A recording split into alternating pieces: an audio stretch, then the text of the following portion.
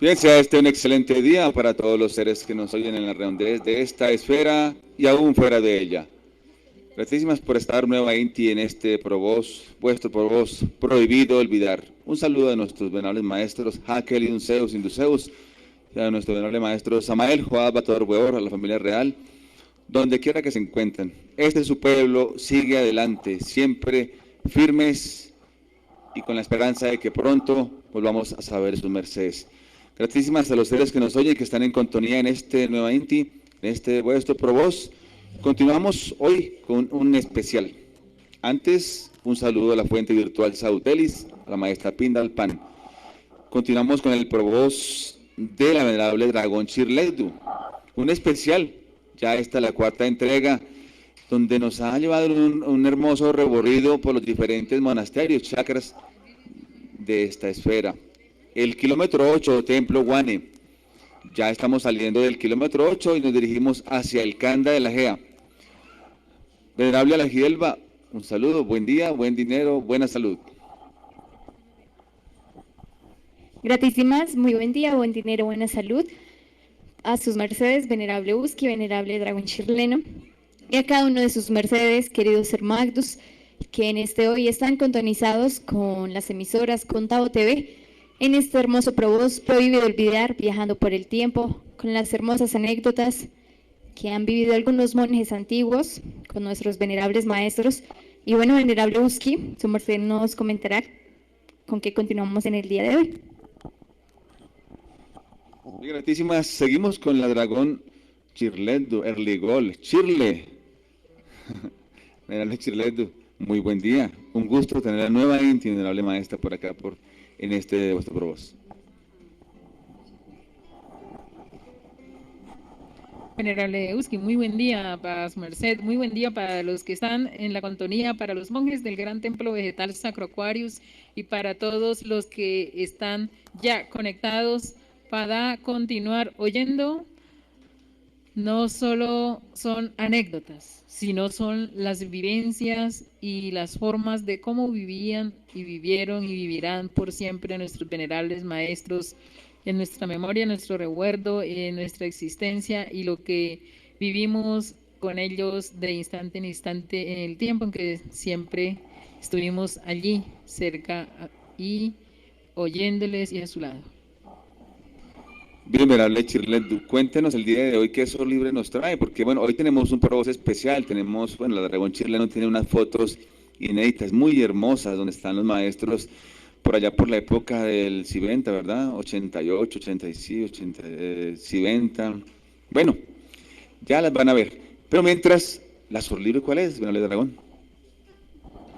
Bueno, la Sol Libre vamos a dar inicio antes que todo y primero que nada con una oración. Damos gratísimas al Supremo Hacedor de la existencia, a los supremos señores de la creación, por la oportunidad de darnos la vida, la salud, por tenernos con la existencia latiendo de instante en instante, porque estamos en este magnífico lugar donde la salud rebosa por todos los lugares, donde todos los monjes estamos sanos, estamos protegidos, no nos han atacado las saetas que vuelan en el día ni la pestilencia que anda en la oscuridad, porque Jehová Dios nos está protegiendo, nos están ayudando los venerables maestros y están siempre avante y al frente para con nos y podernos cuidar y proteger. Todo esto te lo agradecemos, Señor, en el simbre de los venerables maestros que han venido a esta esfera por nos, los que nos encontramos aquí sobre ella, para poder ayudarnos a liberar y hacer de nos seres cada día más y mejores. Y la Sol Libre, venerable señores y señoras, que tengo para este día es un link que se llama Alerta Centinela y lo va a entonar la venerable Alajidelba en compañía de la guitarra del venerable Galmash.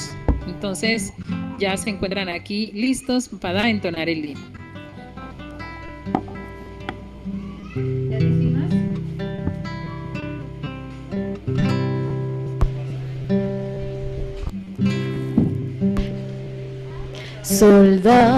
Siervos de Cristo, tened precaución,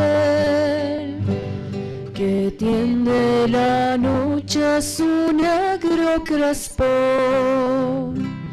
y el enemigo se avista ya. Alerta, sentinela, alerta está. Vela que si alguno llegase a dormir, en vil servidumbre tendrá que sufrir, y tal vez nunca despertará. Alerta, sentinela, alerta está. La lóbrega noche no causa pavor. Alcemos los ojos a Cristo el Señor. Él nuestros pechos alumbrará. Alerta, sentinela, alerta está. El día de gloria va pronto a brillar. En tanto Cristiactus debemos velar, y el enemigo no vencerá. Alerta, sentinela, alerta está.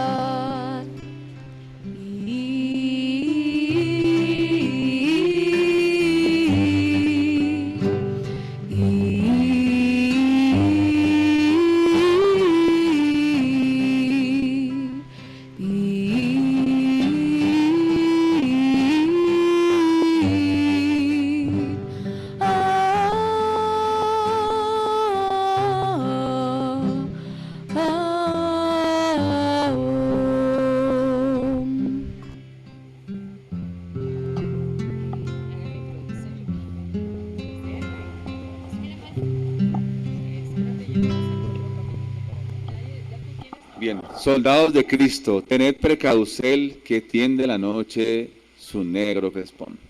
Hay que estar alertas, venerales hermanos, alertas y jamás olvidar los acontecimientos de un pasado, porque siempre existen las recurrencias. Siempre muy atentos, venerables señores, venerables hermanos. Y bueno, venerable Chirledo, empecemos, que estamos que la oímos. Cuéntenos. Bueno, vamos a hacer un recuento de los últimos probos que hemos tenido estos días. Este es el cuarto probos, ¿verdad? Sí, en el primer probos ya vimos cómo el venerable maestro hace un viaje por la costa, el maestro Kelion Zeus. Allí recoge varios de los monjes que iniciaron en el albor de esta doctrina, como la venerable Chirledo, la venerable Alejalaisa, la venerable Conumaya, el venerable maestro Usam, ¿sí? Y otros. En el camino se encuentran unas naves muy especiales en el camino que venía a la costa hacia Bucaramanga.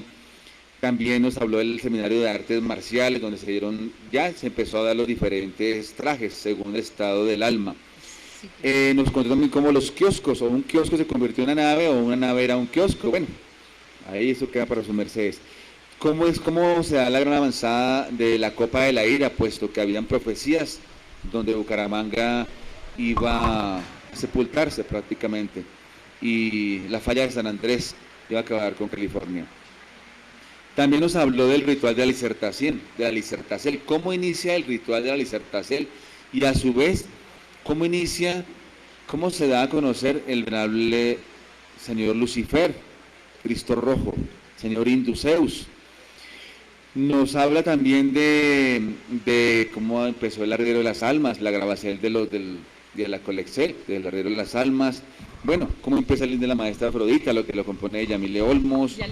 Yalile Olmos, sí. También del néctar de los dioses. Y nos habla también de cómo el venerable maestro Joab encarna al venerable maestro Samael, el venerable maestro Abun.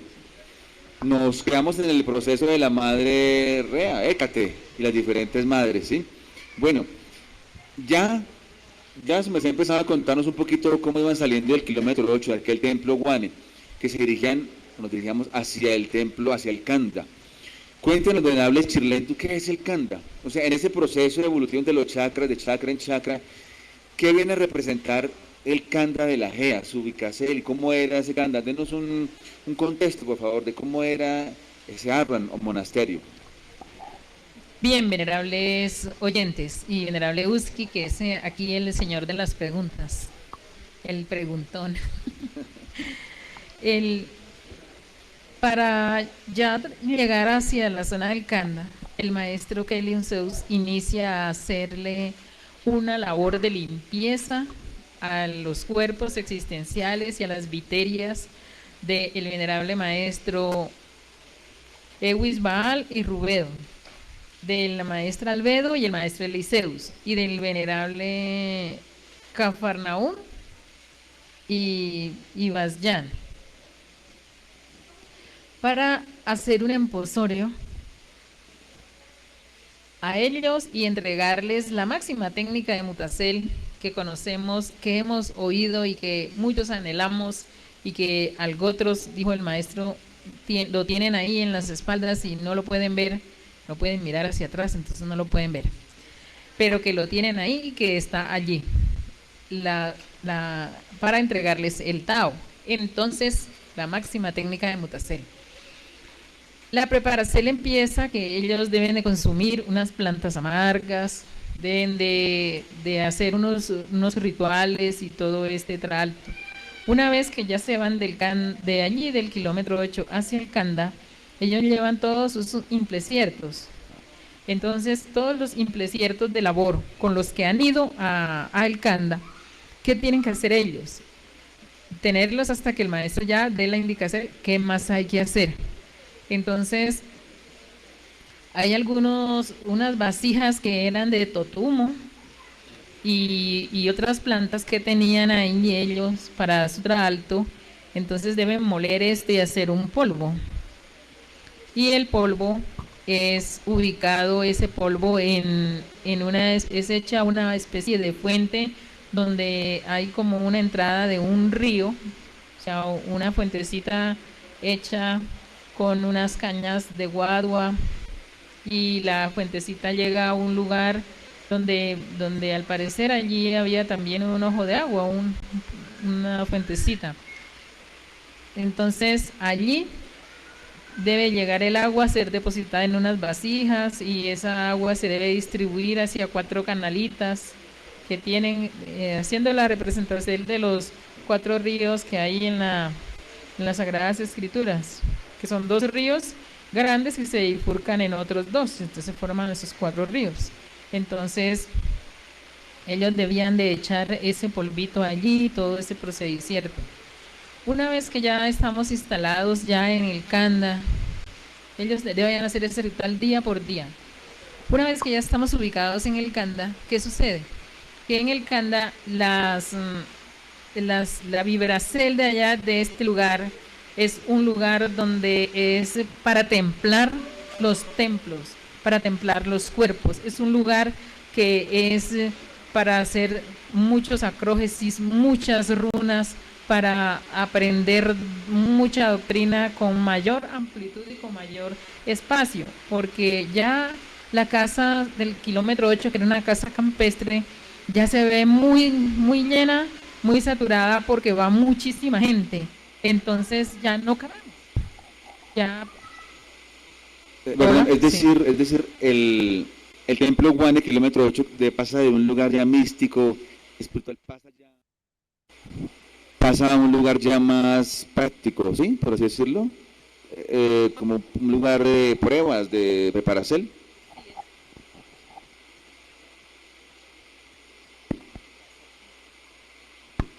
Es un lugar. No, está bien.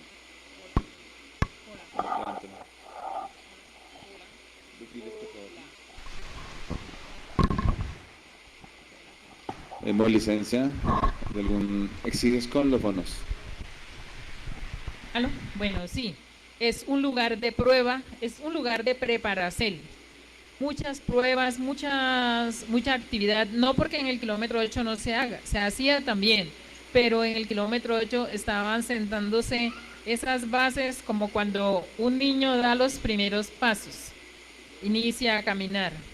Ya después de que el niño camina, que somos los niños que llegamos a la doctrina y iniciamos ese procedimiento del aprendizaje, que el maestro con toda la paciencia y toda la dedicación nos va enseñando.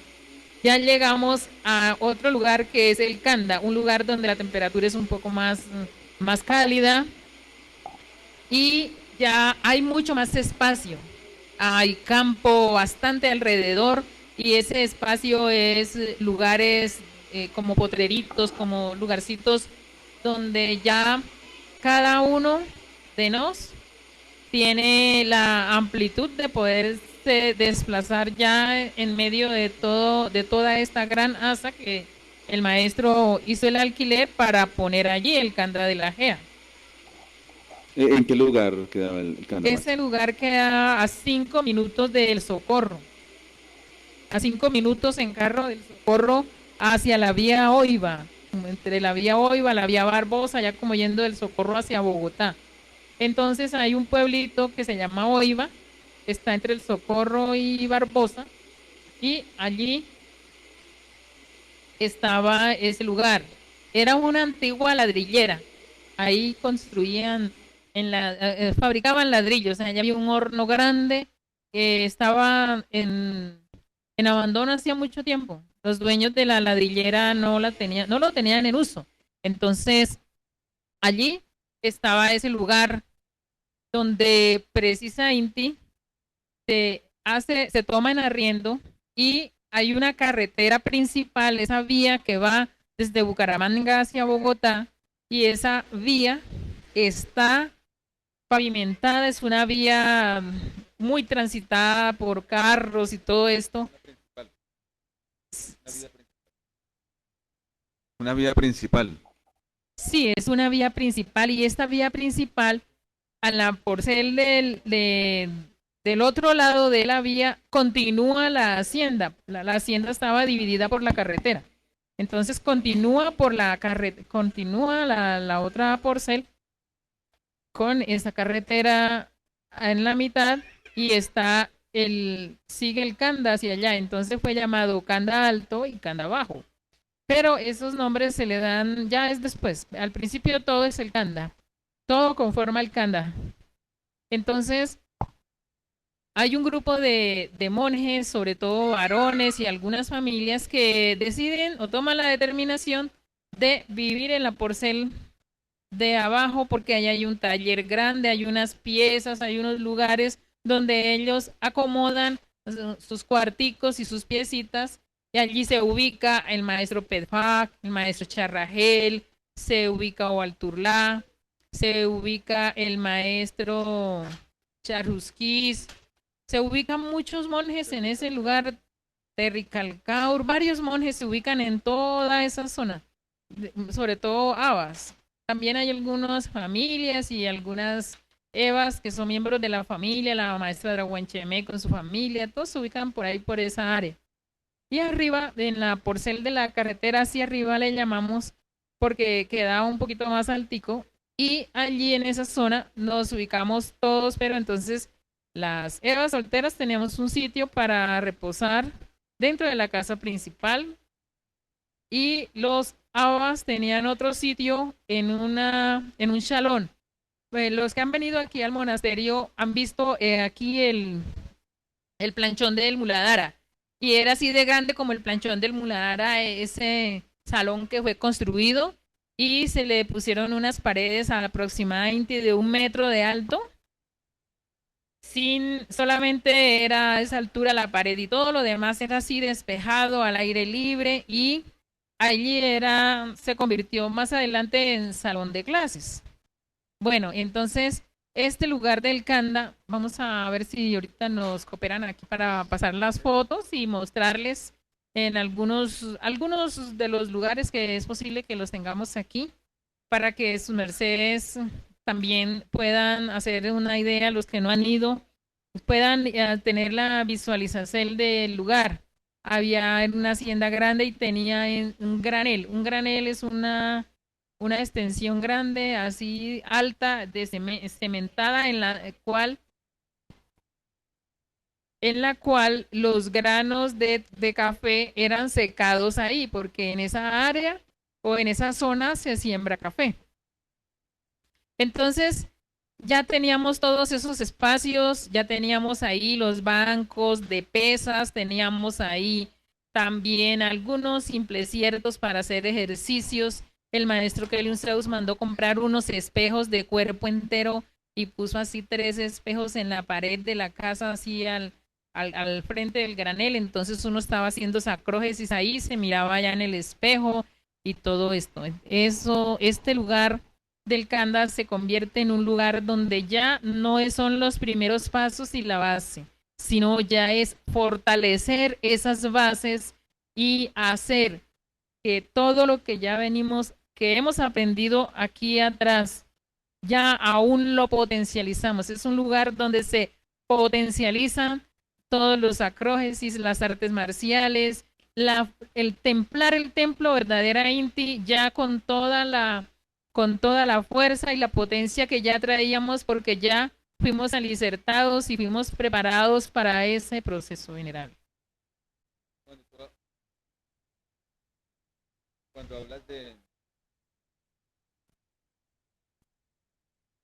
Cuando hablas del granel, ese escenario se convirtió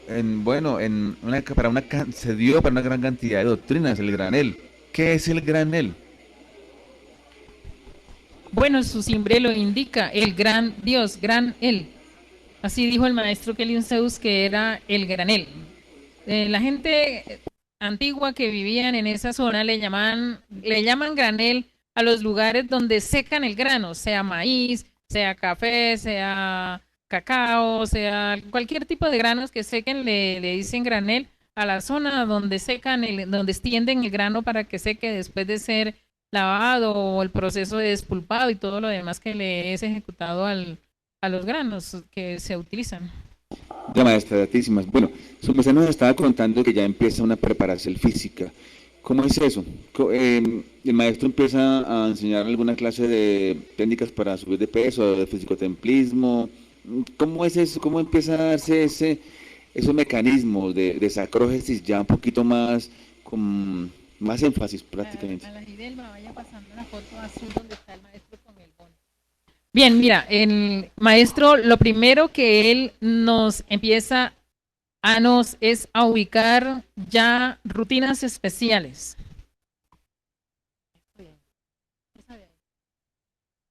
No, la otra, la azul, esa.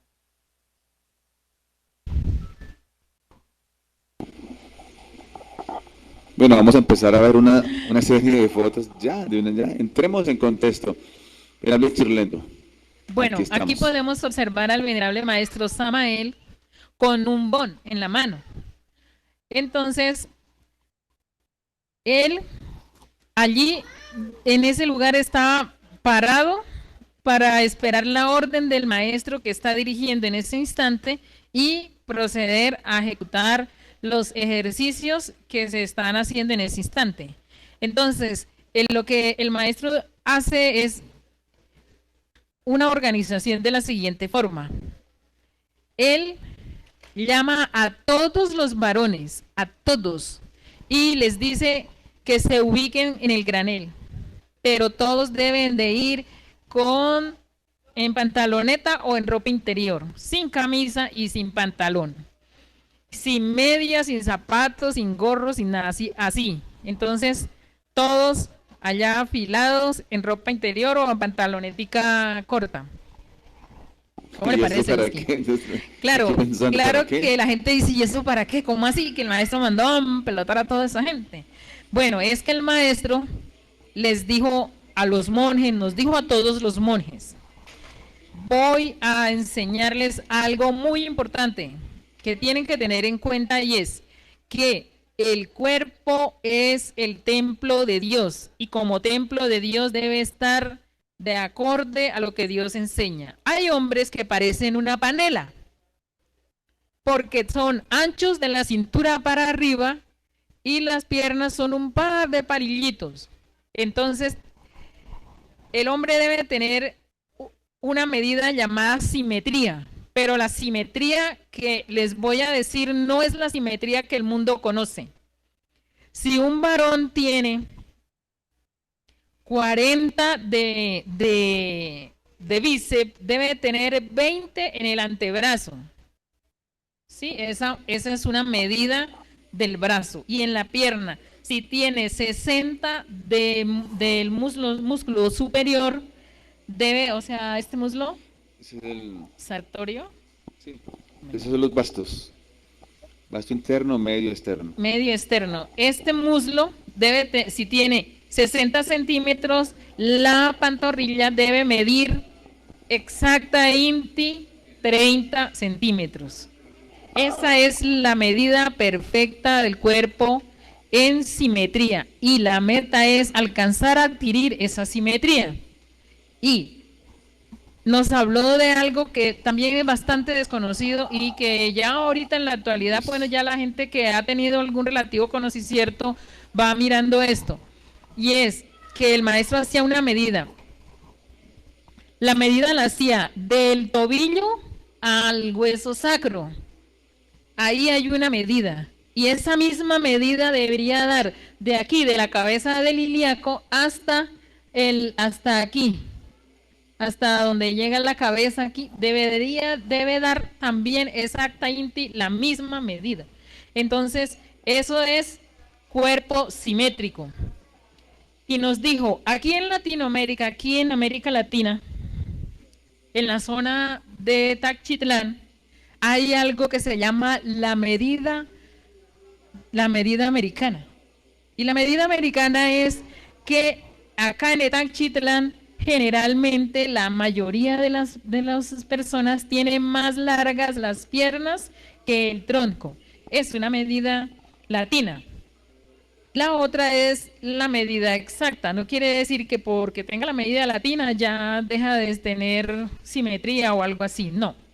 Entonces dijo, y voy a que todos estos que tienen piernas de mirla barrialera hagan buen ejercicio. Bueno, una mirla, para los que no saben, de pronto que están oyendo en otros lugares, una mirla es un pajarito que tiene las paticas bien largas, pero delgaditicas, así son como unos palillitos, y a ella le gusta andar en los barriales. Y ella no se hunde porque las paticas son tan delgaditas que el cuerpito de ella es tan livianito, no permite hundirse en el barro. Entonces, él decía que él no quería varones con piernas de mirla barrialera, sino que quería varones que tuvieran piernas fuertes, bien definidos los muslos, cada uno de los muslos del cuerpo. Había que desarrollarlos y definirlos. Y entonces él entregó, para este motivo, empezó a entregar rutinas de sacrógesis. Cada una tenía un nombre. Bueno, le le doy licencia. Es decir, es el doble. Por ejemplo, el bíceps debe ser el doble del antebrazo. Del antebrazo. ¿Sí? Y el femoral es el doble de la pantorrilla. El femoral debe ser el doble de lo que mide la pantorrilla. Entonces, esa es la medida que exactamente. Perfecto, pues. Entonces, pues no, a las Evas no nos tocó ir allá a que nos miraran y nos midieran. Y entonces, bueno, un saludo, maestro Machola. ¿Dónde está el maestro Machola? Era de los pocos varones que no pudo pasar la prueba porque él tenía las piernas delgaditas y tenía de la cintura para arriba así, era así todo Tarzán, y de las piernas para abajo pues las piernas eran flaquitas. Entonces nosotros lo molestamos un día a Machola y le dijimos, bien Machola, su merced se parece al maestro de la cintura para arriba y las piernitas de la cintura para abajo parecen piernas de señorita. Entonces, y lo molestamos, pero Machola empezó a elaborarle duro a las piernas y bueno, aquí lo conocen los jóvenes, que él se dedicó a templar el cuerpo y a templar y era uno de los más exaltados y tenía un grupo de jóvenes que les dirigía pesas y siempre ya de ahí inició a dirigir pesas allá en el Kanda, en el Jehová Aquarius, luego aquí en este monasterio también. Bueno, entonces vamos a seguir observando de aquí algunas de las fotografías y podemos ver que no están las que yo quiero, no están las fotos que yo saqué para mostrar del maestro haciendo su acróbata. Bueno, aquí tenemos un impasse, pero ya lo vamos a superar para poderles mostrar a sus mercedes algunas de las fotografías. Mira, aquí tenemos lo que le hablamos del maestro Gaillo. Este maestro le estuvimos diciendo que en el kilómetro 8 fue develado el maestro Gaillo y todo lo demás. Bueno, entonces aquí esta es la foto del maestro Gaillo para los que no conocían al maestro Gaillo. Aquí estamos mostrándole esta fotografía. Bueno, entre las rutinas de sacrógesis que el maestro entregó, estas rutinas, de esto que les estoy contando, no le he oído que les hayan hablado en otras conferencias o algo a sus mercedes. Entonces, por tal motivo, voy a enfocarme en temas que sus mercedes no les han de pronto hablado de estos temas. Él entregó rutinas de ejercicios. El primer mes hacíamos una rutina que se llamaba Leonda. El segundo mes hacíamos otra rutina que se llama Canda Leonda. Y el tercer mes hacíamos una rutina que se llama a los jóvenes Cachorro de León y para los adultos Leonda.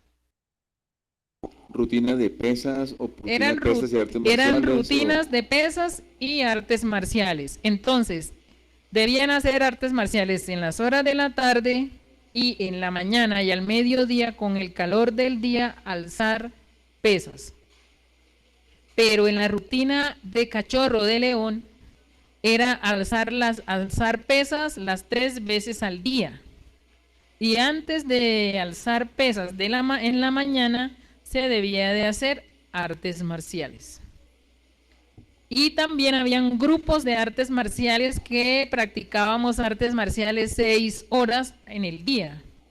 Eran 6 horas diarias, pero los que practicábamos esto fue un grupo que se le exceló y éramos los que hacíamos avanzada evangelística. Salíamos a hacer la hora evangel cada fin de semana, 3, 4 días como labores ángeles y relámpagos. Y eran los que reuníamos la gente en el Salitre, en Bogotá.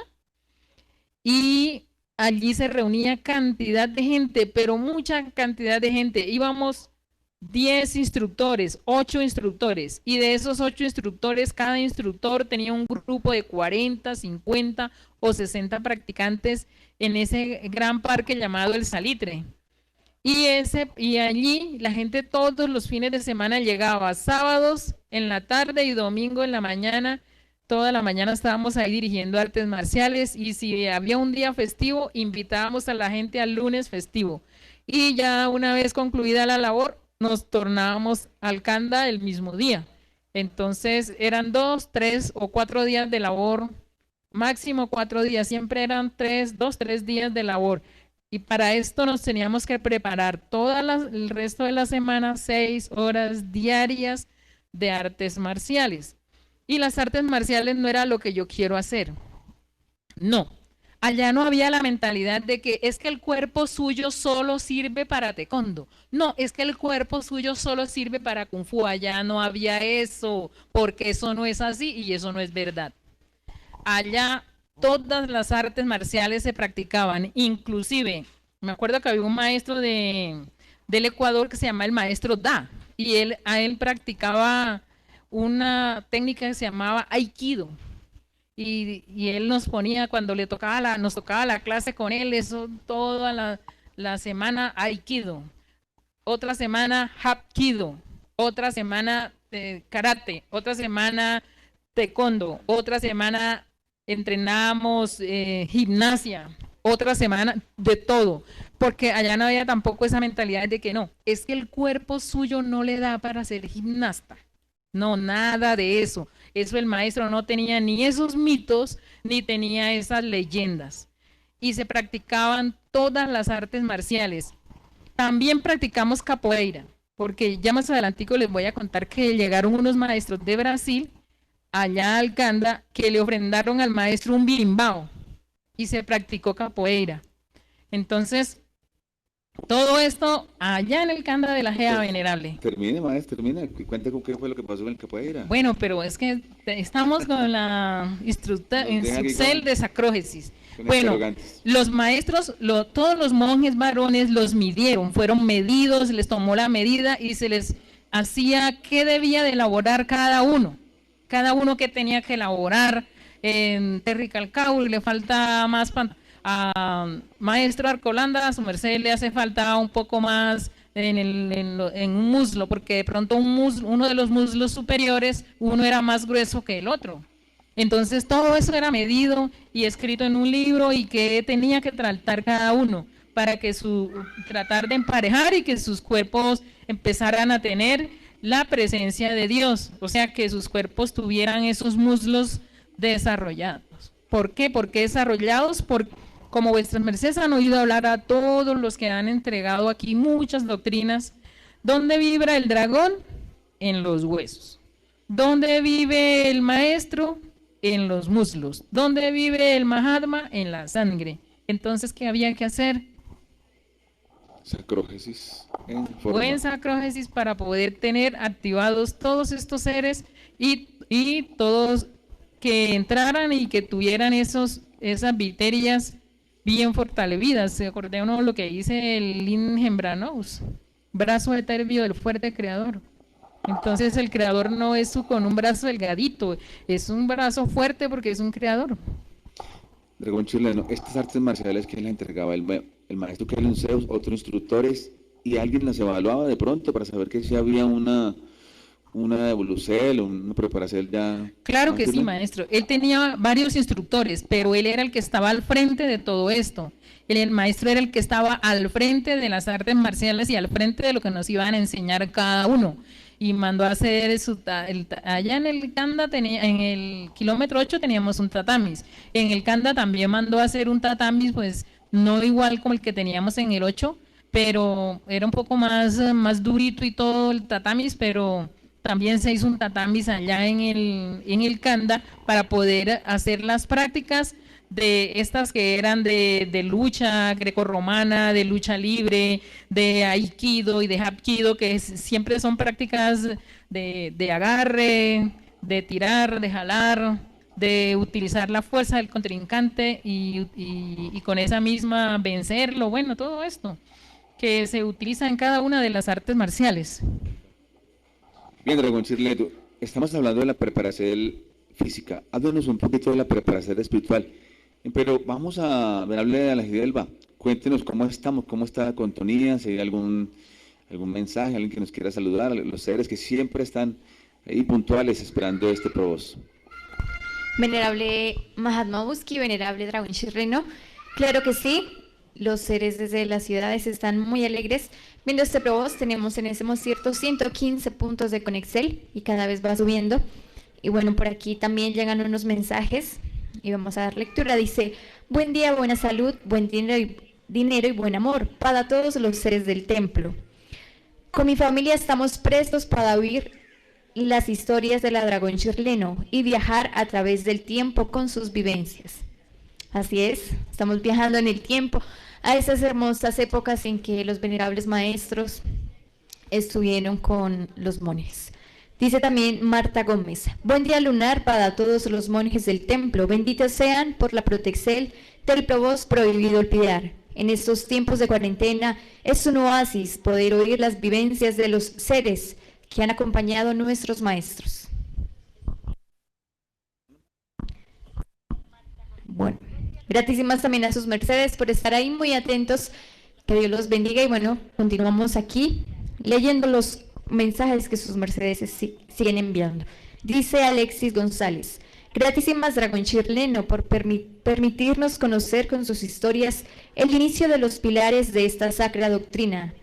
Nos muestra lo grande que son nuestros amados maestros. Bien, un saludo a todos los seres. Marta Gómez creo que nos acompaña todos los martes. Bueno, gratísimos, un saludo de todos nos por acá.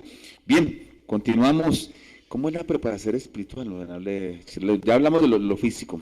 ¿Cómo es esa preparación? Creo que ahí nacen los primeros seres los seres ya se empiezan a dar seres ya en abundancia. Había una develación en el 8, 1, 2, así esporádica. Aquí ya hablamos de develaciones seguidas. ¿Es así, Dragón Chirlendo? La primerita.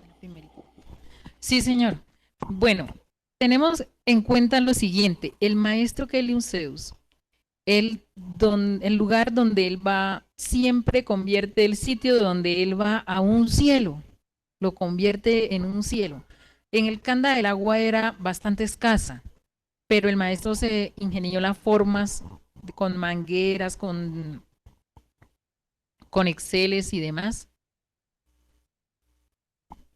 de ir y buscar lugares donde pudiera llegar el agua. Y efectivamente, y se construyó una alberca, un lugar grande para recolectar el agua y almacenarla y distribuirla para las diferentes menestencias de la casa, agua potable. Bueno, la gea, como sus mercedes observan, es una gea amarilla, ácida, árida, no tenía mucha fertilidad. El maestro, ¿qué hace? Hace una serie de preparacel y hace al lado algo que se llama cámara de mutacel. Y esa cámara de mutacel tiene una medida.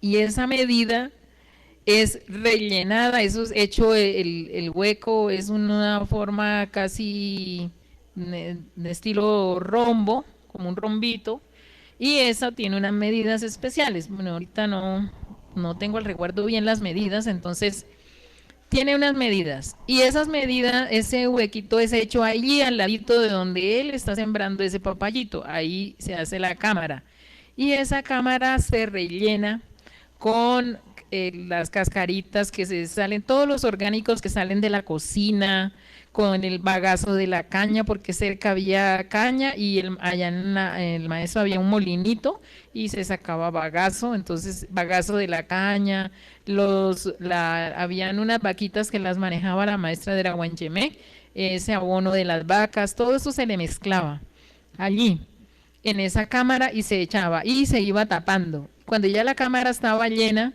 entonces ya se sellaba y se le echaba gea negrita que se buscaba en donde hubiera gea de capote, y luego se sembraba al ladito el papayo. Y ese papayito ahí, la gente que pasaba por la zona, la gente verdaderamente ninguno daba un centavo por ese sembradío, porque por ahí no se daba ningún cultivo. Bueno, con la técnica y el sistema que el maestro Kelium Zeus le puso a esta siembra, ocurrió que los papayos empezaron a crecer y a volverse alticos, y el sistema de riego era un sistema de riego manual. Todas las mañanas y las tardes íbamos, porque pues la temperatura siempre era un poquito más alta y la gea muy seca.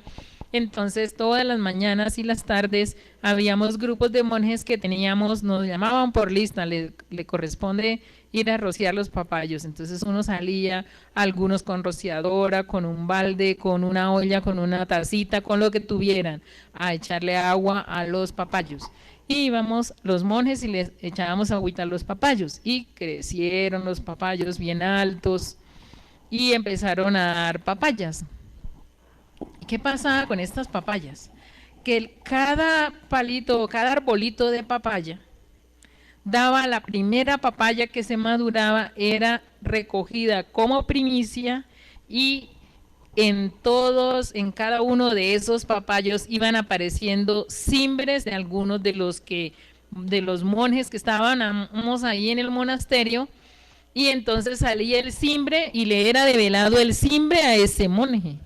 De allí le develaron cimbre a varios monjes con ese sistema, con los papayos y así. Entonces era una fiesta ese día y era un ritual, y el maestro muchas veces recogía 3 primicias o 2 primicias, o iba el papayal y una primicia. Entonces cada uno era un ser que se develaba. Entonces todo esto que se hacía allí, eso era una gran fiesta, eso nos reuníamos todos dentro del salón. Es decir, papaya, padre. El padre ya, papaya. No. Entonces, tenemos aquí que este que le vamos a mostrar aquí es uno de los, el salón del Canda, uno de los salones que era como la salita de la casa principal. Entonces, aquí estamos reunidos, ahí ven al maestro de Huizbaal, este es el maestro Ormogodón, la maestra, las niñas, allá hay otras Evas monjes. Entonces, estaban allí todos en ese mocierto reunidos, haciéndose un sacrofonesón. Entonces, aquí ahí había un tablero en esa pared de huequitos y allí se ubicaba la papaya sobre esa mesita que sus mercedes alcanzan a verle ahí la esquinita. Es una mesita como esta, así corta. Entonces ahí se ubicaba la papaya y se ubicaba sobre unas bandejas, se abría y el maestro iba haciendo la develación de las letras que se encontraban ahí y era develado el simbre a el maestro o al Mahatma, dependiendo el ser y la simbología que apareciera en esa papaya o en ese en esa primera papaya de cada uno de los papayos de primicia. Cuando la gente de la zona vio pasar, pasaban por ahí por el lugar y veían esos árboles, así esos arbolitos y todo ese papayal ya con alta papaya madura, ellos no podían creer lo que ocurría. O sea, para ellos era increíble, decían que él era un mago, que eso ahí nunca se daba, que eso era imposible, que no nacían ni las naranjas. Bueno, eso decían muchas cosas. Y que la tierra realmente ya sus mercedes observaron una tierra amarilla y bastante árida. Dragón Chirleno, creo que muchos nos estamos preguntando cómo es que aparecían las letras en los papayos. ¿Ya estaban letras así, textual? Sí, letras, pero no hechas con tinta, no. Eran dentro de la misma conformación en la cáscara, en el interior y en la forma que tenía la papaya. Entonces, ahí no era que era una invención o algo, no. La iba mostrando, o sea, el maestro mostraba la papaya y cada uno miraba, entonces se la ubicaba así, ahí había un palito, había un triángulo, había, sí, una O, y así, entonces cada letra iba conformando seres que iban siendo develados. Salía un simbre. Salía un Y simbre. el maestro buscaba quién era el dueño de ese simbre. Él llamaba, Ya. salía el simbre y él llamaba, él veía el simbre en el papayo y llamaba y y de una vez lo ponía, o misma algunas veces le decía, por ejemplo, maestra, a la Gidelba, venga aquí, y a la Gidelba llegaba ahí y agarraba la papaya y él le decía, sostenga ahí, y él empezaba a hablarle y a develarle ahí, ella sosteniendo la bandeja con la papaya. Y así, o sea, sucedía, eran diferentes formas de que se le develaban a cada uno de los seres los simbres. También había un colegio, allá se estableció el colegio Tao, porque en Bacatá había un colegio, y ese colegio que había en Bacatá fue durante un tiempo, un año, algo así, y ese colegio ya no alquilaron más, no consiguieron más la forma para continuar allá, entonces llevaron, como eso tenía su aprobación y todo por el gobierno, entonces fueron y trasladaron todo lo que había del colegio Tao allá al Canda y lo ubicaron en el gran salón, ese grande que hizo el maestro, y se dividía por unos biombos. O sea, se mandó a hacer como una especie de pared, pero una pared movible. Y entonces el que daba las clases de ciencia suprema era el maestro Samael. Y cuando el maestro Samael daba la primera hora de clase de ciencia suprema, terminaba el intipán y ya estaban los alumnos ahí con el intipán, así oyendo la clase de ciencia suprema. Y después de la clase de ciencia suprema ya cada uno se dirigía a sus salones. Y cuando alguno de algún salón hacía una pregunta que los otros profesores no podían contestar o no estaban con la capacidad de contestar porque dentro de los estudiantes habían jóvenes y habían muchachos de la doctrina y a veces hacían alguna pregunta doctrinaria, fuera en filosofía, fuera en química o en alguna de las actividades porque era de primero a sexto que había clases allá. Entonces de una vez llamaban al maestro Samael y cuando el maestro Samael lo llamaban para que contestara la pregunta, entonces él salía del salón a contestar la pregunta y por allá había un altavoz y por el, así como aquí, pero un poquito diferente el sistema. Y ese altavoz enseguida anunciaban, el maestro Samael va a dar una conferencia y toda la gente soltaba la labor que fuera, no importa lo que estuviera haciendo, soltaba la labor, hasta el de la cocina le bajaba un poquito la candelita al fogón para que no se le quemara la sopa y salía allí a oír, pero estaba siempre ahí pendiente de la cocina, pero estaba cerca oyendo y viendo lo que él estaba contestando y explicando. Esto con respecto a la porción espiritual, maestro. Entendemos por ciencias supremas que temas doctrinarios o todo el saber humano y divino. Sí, las clases de religiones, lo que la gente le llama religión o que le llama, a ver, en llamas, De todo, de sí, física, de química, de anatomía, de todo. La clase de ciencia suprema siempre está enfocada en base a los temas bíblicos. Y estos temas bíblicos son los que se recibían como primera medicina en las clases que se hacían allá en el Canda. La primera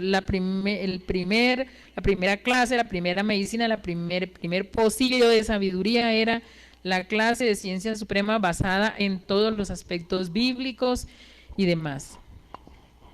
Bien, bueno, Dragonchilo, ¿qué más fotos nos quiere mostrar, por favor? Bueno, aquí estamos viendo una foto donde está el maestro Kelly aquí ante un tablero. Y también está el maestro Samael y ellos están explicando algunas formas, como ustedes pueden ver aquí. Este es el abecedario cósmico, corporal no, licencia. Este es el abecedario cósmico. Entonces ven una E para acá y una E para allá. Ven una I aquí que tiene palitos para los dos lados y tiene aquí ya aquí está la E juntada y ya queda así como si fuera una I con un palito atravesado y es una E doble. Una E mayor doble. Entonces, ellos, allí ese es el lugar del salón, allí daban clases y ahí explicaban y están los tableros y todo esto. Bueno, Dragón Chileno, en todo este contexto, tengo una pregunta, ya que veo esta foto, porque hay una foto del maestro Kelvin donde detrás de él está una palabra que decía Yoes, igual Zeus. Para los que nos contonizan por primera vez o los que ya llevan un tiempito en esto, en el Canda de la Jeda es donde se hace público ya.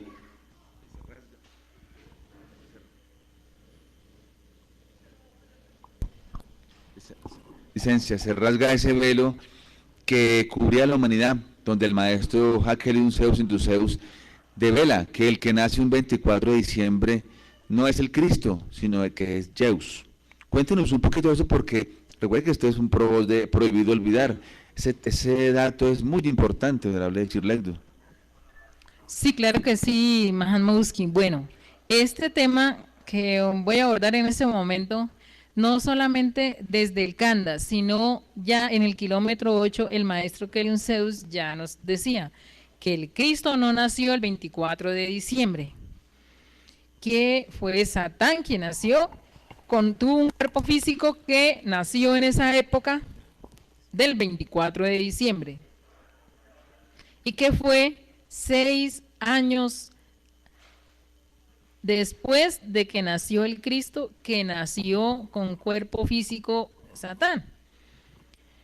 Ya él nos decía, nos enseñó en algunas doctrinas de pronto de las que oyen sus mercedes ahí, aparecen ya las primeras puntadas. Pero ya él en el Canda, él inicia un ayuno de verbo. Y ese inicio de ayuno de verbo que hace el maestro, hace que, por ejemplo, él ahí su merced ven que tiene en la mano. Una tabla o un papiro, unas hojas. Y también está con las Magdus haciendo una simbología. Entonces él escribía en el tablero, signaba y lo que tenía en el papiro lo iba explicando. El maestro escribía, los papiros eran esos bloques que uno utilizaba para estudiar, que era todo un blog completo, entonces, en blanco, sí, entonces habían unos de rayas, pero al maestro le gustaban los que eran en blanco. Y entonces nos decía que las rayas era rayar, que pues mejor así en blanco, que era más limpio. Y él utilizaba una tabla con una grapita para tener allí las hojitas y irlas pasando. Y él escribía ahí. Había en el Canda un lugarcito en el que era una bodeguita donde estaba lo de la miel. ¿Se acuerdan que en el 8 yo les hablé que había una bodega donde se tenía las pimpinas de miel, donde se almacenaba el polen, la jalea, y que esa era como la bodega, la despensa de la miel? Y que había ahí un tanque en el cual en ese tanque se echaba la miel a filtrar y luego se envasaba para que no llevara de pronto algún residuo por ahí de cera o algo, sino que fuera miel limpia netamente, no porque la cera es sucia, sino porque no se vendía miel con cera, sino miel con panal, si se quería vender con cera, y la otra era miel cristalina, bien limpia, bien filtrada. Entonces ese tanquecito lo tenía en un depósito en el Canda también. De las piecitas que habían en la casa de allá, de la casa principal, él eligió un lugar. Él eligió un lugar para poder allí ubicar la miel. Mire, muéstrame esta foto, déjenmela ahí. Entonces, aquí estamos viendo la casita del Canda, ¿sí? Aquí está el granel del que les hablé. Esto acá arriba es una carreterita por donde la gente camina. Aquí es la entrada de la casa, aquí están los espejos que les hablé. Y aquí, en esta zona de por aquí así, es donde está la foto, donde está el maestro Samael con el bon. Acá en este techito, de aquí así, aquí hay unas piecitas detrás de esta planta de flores hermosas. Aquí hay unas piecitas, por aquí hay otra, por aquí hay otras piecitas. Entonces, estas piecitas que está por aquí, como en la mitad de esta zona, es el lugar del depósito donde el maestro guarda los papiros, donde guarda lo de la miel y todo. Este lugar se hace un lugar muy importante, porque es prácticamente el sitio de almacenamiento y de traalto permanente del maestro con respecto al envasar, empacar, hacer el sellado de la miel, de polen, de jalea real, de miel con panal y todo lo que se derivaba de las abejas para seguir sosteniendo esta obra. Entonces, ¿qué sucede? Que el maestro guardaba allí los papiros. Un día el maestro escribía.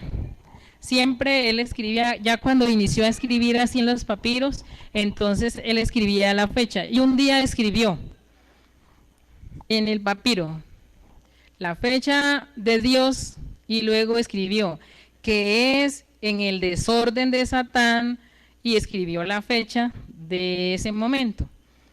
Después en otro papiro, cuando volvió el maestro a escribir, escribió Satán, el engañador de las almas, según la fecha, o sea, escribió la fecha de Dios y luego escribió debajo que es tal fecha que en el desorden de Satán, el engañador de las almas. Luego escribió otro papiro y ya escribió el plagiador, el engañador, el cegador de las humanidades, el acusador de sus hermanos, Satán. Entonces, la fecha y escribió todo esto ahí.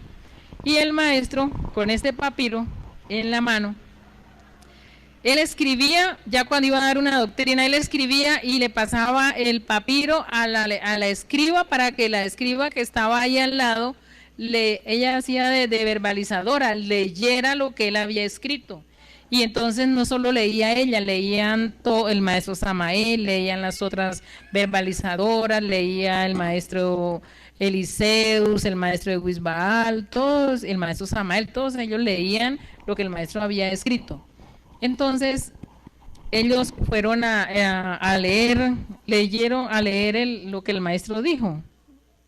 Entonces la verbalizadora fue a leer y leyó. Cuando ya la verbalizadora leyó lo que había dicho, le pasó el papiro para que la fuera leído por el siguiente verbalizador. Y resulta que ahí había un muchacho que era el encargado de tener la grabadora para grabar.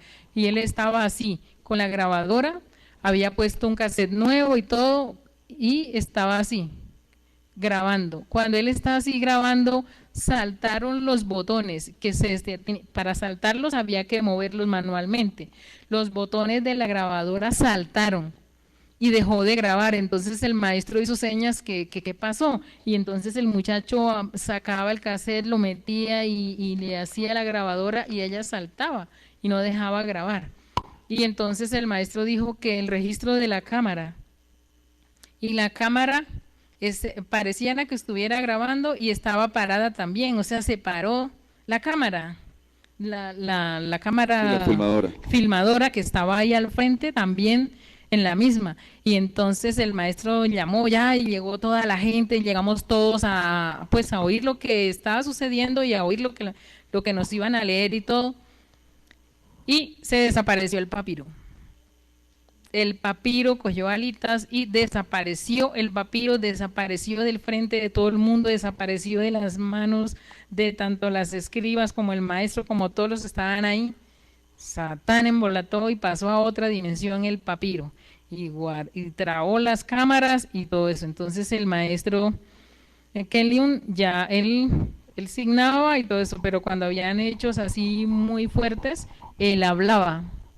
Entonces el maestro dio sus palabras y dijo, el maestro Kelly a la cámara le dijo que si no grababa los centros pensantes y los múltiplos de existenciales que habían en esa cámara, porque para hacer un aparato, para hacer un artefacto de estos, o para cualquiera de los objetos, tienen centros y múltiplos pensantes, y son criaturas. Ustedes han oído la doctrina de un loco, que dicen que hablaban, que la han puesto aquí, inclusive la pusieron como 2 veces, y hay gente que les ha contado de que alguna vez el maestro se puso a hablar con un loco, y ese loco decía que él había sido un arete en la oreja de una señora, que había sido también por allá el colgadero de una silla, que había sido una cantidad de cosas, o sea, todo, y que él sentía cuando lo metían al calor y lo derretían y lo fundían y lo convertían en una joya, y que la joya era colgada del cuello de una señora, y que él oía todo lo que esa señora decía y hablaba y murmuraba. Bueno, entonces esos centros pensantes que hay así en todo el desierto lo hay. Entonces él le dijo a la cámara que si no grababa los centros pensantes y los múltiplos pensantes de ella, iban a ser condenados a derretirse continuamente en los fuegos de Lagartis, porque no tenía absolutamente nada que le faltara para no grabar, que no estaba grabando porque le estaba prestando un servicio a Satán en ese momento. Y la grabadora inició a grabar. La filmadora inició a filmar. Y la grabadora no quiso, y entonces trajeron una nueva, y esa nueva que trajeron le metieron el mismo cassette que tenía esa grabadora y siguió ya grabando. Entonces el maestro dijo que ese ataque que le había hecho Satán en ese momento, él lo iba a establecer como regla general, que en todo lo que escribiera iba a ir a seguir de ese momento en adelante la fecha de Dios y la fecha de Satán, para que todas las humanidades, los mundos, las gentes y los millones que iban a oír, oyeran que él había hecho, que esa era la fecha y que él era un engañador, un plagiador, una persona, una criatura que cegaba a las humanidades para luego cobrarles, porque la gente tenía que decir mentiras cuando decía la fecha que no correspondía, y que para que nosotros no pareciésemos locos ante el mundo, entonces se iba a decir la fecha de Dios y al lado la fecha de Yehu, Satán, el engañador, el plagiador, el que cegaba las almas, y bueno, y eso le escribió una cantidad de doctrina ahí con respecto al tema, y quedó establecido, y en todos los escritos aparecía y aparecía, y el papiro fue buscado hasta en los papiros que el maestro tenía allá en esa piecita guardado, por si acaso, pero nadie se había movido de ahí a irlo a guardar, porque el único que entraba a ese lugar era el maestro, y sin embargo allá se fue el maestro a buscar a ver, y no encontraron el papiro en ninguna parte, en ningún lado. El papiro desapareció, y era un blog nuevo que el maestro había sacado para iniciar a grabar todo eso, y desapareció total. Y eso Satán no le interesaba que esto supiera. A Satán no le interesaba que esto se supiera. Era la revelación prácticamente de ahí en adelante, que Satán había estado con cuerpo físico y que estábamos en una fecha totalmente equivocada. ¿Sí era así? Sí, sí, señora, así es. Entonces, él no quería ni quiere que las humanidades sepan y se enteren de que la fecha que él dio es una fecha, o que la fecha que el mundo conoce y que maneja es una fecha equivocada. Y resulta que en algunas de las Sagradas Escrituras, que no le han alcanzado a plagiar todavía a la bestia, aparece en las escrituras de esas donde dice que Herodes murió 6 años antes de la época actual. Porque es que la época la empiezan a contar supuestamente desde la época en que nació el Cristo. Y que para el mundo hace 2020 años que nació el Cristo. Pero realmente son 2026 años que nació Heliocronis, que nació el Cristo. Entonces dice que Herodes murió 6 años antes de la época actual. ¿Eso qué quiere decir? Que el que nació o al que se le cuenta no es al Cristo, sino a Zeus, que nació 6 años de ahí, y de esos 6 años en adelante le inician a contar del año 0 hasta el 2020 que vamos. Y eso está escrito en las Sagradas Escrituras, escrito en los libros apócrifos, escrito en muchos libros sagrados, que de pronto nosotros los latinos no tenemos mucho alcance a ellos, porque son reliquias que han quedado inclusive por allá en lo que fue la Biblioteca de Alejandría y otros lugares donde hay libros guardados, y donde han encontrado que los rollos del Mar Muerto y otro poco de libros que han encontrado, porque en la antigüedad los libros los escribían en rollos de cuero y eran guardados en cuevas para evitar que los persiguieran y los quemaran, y poder así los esenios y los demás seres encargados de escribir los registros, poder proteger esos rollos sagrados, venerable Usqui. Creo que su merced estuvo por ahí con esos rollos sagrados, ¿no? Si bien recuerdo, luego le dijo al maestro una vez, ¿sí? Sí, me dijo que había sido camellera, que yo arreaba una cantidad de camellos y cargaba rollos sagrados y los guardaba y los transportaba con otra monje que estuvo en ese tiempo, que es una hermana de Flictón, que nosotras dos andábamos en el desierto y teníamos unas cantidades de camellos y llevábamos mercadería en los camellos, pero llevábamos rollos sagrados camuflados ahí dentro para poderlos llevar a los esenios y para poderles entregar de un lugar a otro donde se iban almacenando esos rollos. Entonces, esa laborcita, caminando por esos desiertos, Arena, menos mal que estamos acá ahora en la actualidad, en este magnífico oasis donde nos tiene el maestro Jacqueline Zeus Induceus y Samael Joab Bator Beor. Venerable Chirlete, bueno, estamos hablando de Zeus, el que es rubio, de ojos azules, el que es más estilo como europeo, ¿no? Y el hijo de María, el verdadero Crestus, es el hijo de Miriam, de piel trigueña, de ojos color miel, cabello castaño. Bien, venerable Chirledo, seguimos en el Kanda, seguimos un poquito avanzando.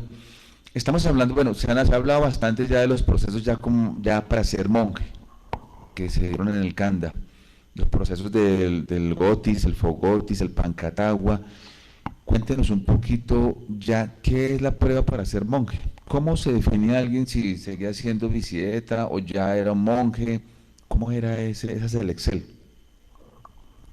Pero venerable Uski, después de que nosotros hacíamos todas estas rutinas de sacrógesis, ya el maestro Kelion Zeus emposó las parejas que ya venían listas para ser emposadas allá en el kilómetro 8, y entonces las emposó en el Kanda, y fueron días de fiesta, días de alegría, días de hacer celebración, comíamos torta, vino de uvas, cositas ricas. Bueno, ese vino de uvas era vino fresco de uva.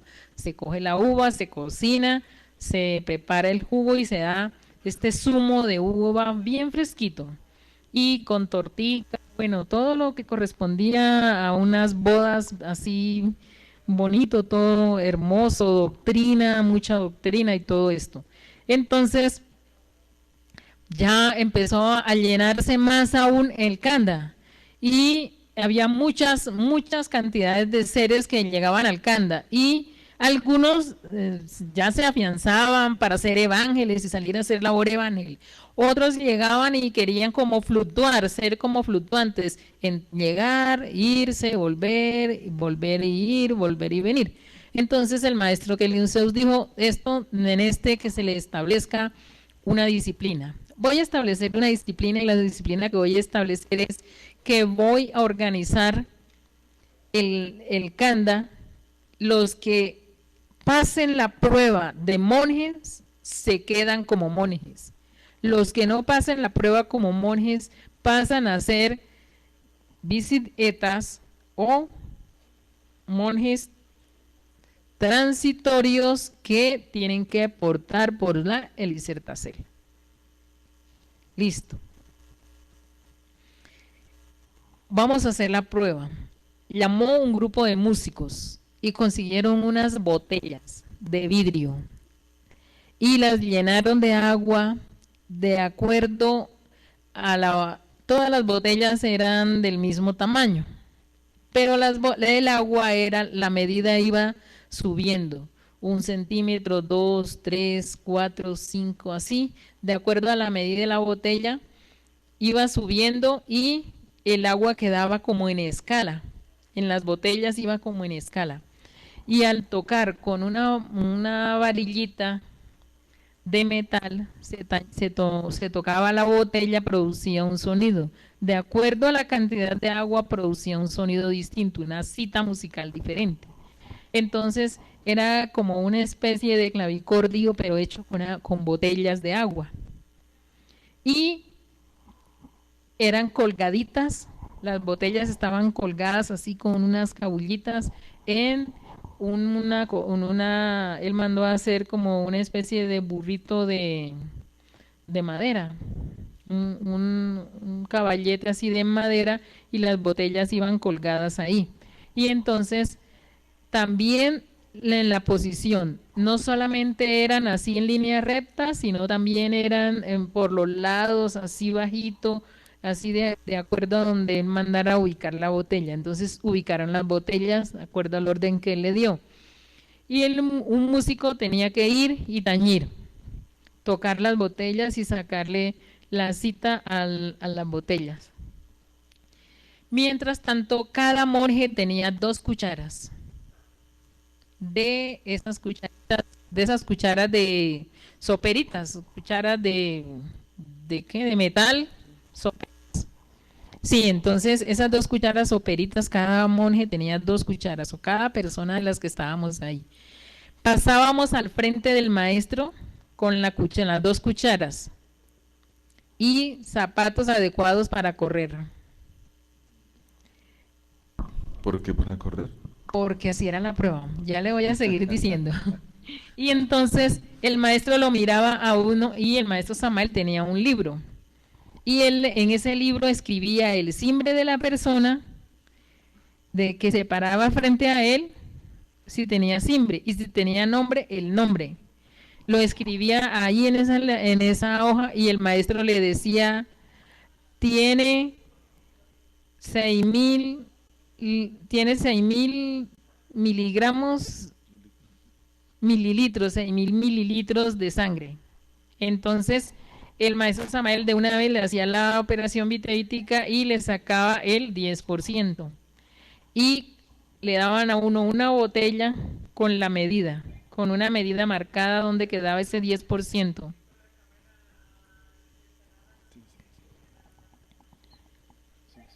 Y entonces, eso uno se iba al granel, ubicaba la botella y ahí había un juez.